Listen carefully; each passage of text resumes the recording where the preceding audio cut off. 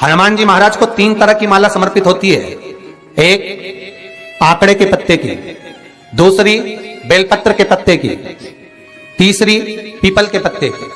ये 3 तरह की माला जब हनुमान जी महाराज को समर्पित होती है, जिस समय पर अगर व्यक्ति के जीवन में बहुत भारी रोग हो गया है, बहुत ज्यादा कष्ट हो गया है, कैंसर जैसी बीमारी भी अगर उसको घेर ली है और किडनी लीवर सब बेकार हो गया, तो निवेदन है पीपल के पत्ते की माला बनवाओ 108 पत्ते की, और हनुमान चालीसा का हर पत्ते पर स्मरण करिए महाराज। आप हनुमान चालीसा पढ़ते जाओ, माला में गांठ लगाते जाइए, और वो माला जो व्यक्ति कैंसर से पीड़ित है हाथ का स्पर्श कराइए और शंकर को चढ़ाइए। केवल अष्टमी तिथि के दिन ये माला समर्पित होना चाहिए, शुक्ल पक्ष की अष्टमी के दिन। आप 2 या 3 अष्टमी को कर देखिए, अपने आप दवाई लगना प्रारंभ होगी, कैंसर जैसा रोग भी धीरे धीरे समाप्ति पर आएगा महाराज। पर करना शुक्ल पक्ष की अष्टमी को ही। महाराज कोई बच्चा एग्जाम में बैठ रहा है, सीए की पढ़ाई कर रहा है, कोई बहुत बड़े एग्जाम में बैठा, पास हो ही नहीं रहा, बहुत हार गया, बेलपत्री की माला चढ़ाई।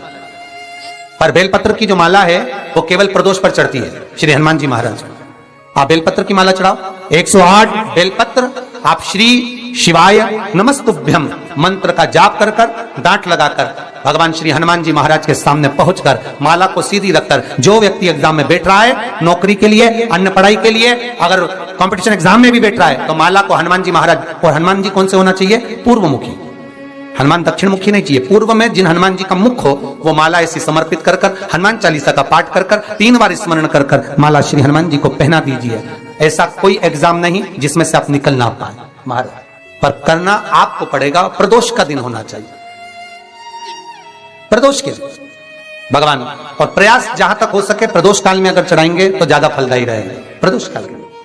तीसरी है आंकड़े की माला महाराज। आंकड़े के पत्ते की जो माला होती है, यह माला कार्य की सिद्धि के लिए होती है। इसमें एक एक आंकड़े के पत्ते पर सीताराम लिखा जाता है, मात्र एक पत्ता ऐसा होता है जिस पत्ते पर सीताराम नहीं लिखा जाता।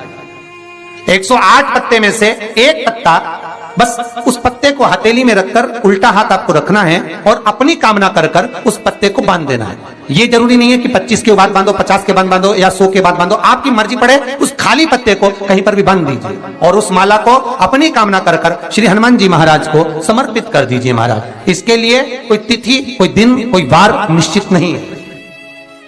बस ये माला जब हनुमान जी को चढ़ जाए तब एक घी का और एक तेल का दिया हनुमान जी के सम्मुख में लंबी बाती का लगा देना है महाराज। एक घी का, एक तेल, और अपनी कामना कर आप आ जाइए। आपकी वो कामना 2.5 महीना या 3 महीना, इससे ज्यादा नहीं जाएगा, वो कामना बाबा पूरी करेगा, क्योंकि शिव और हनुमान ये सब एक ही स्वरूप है।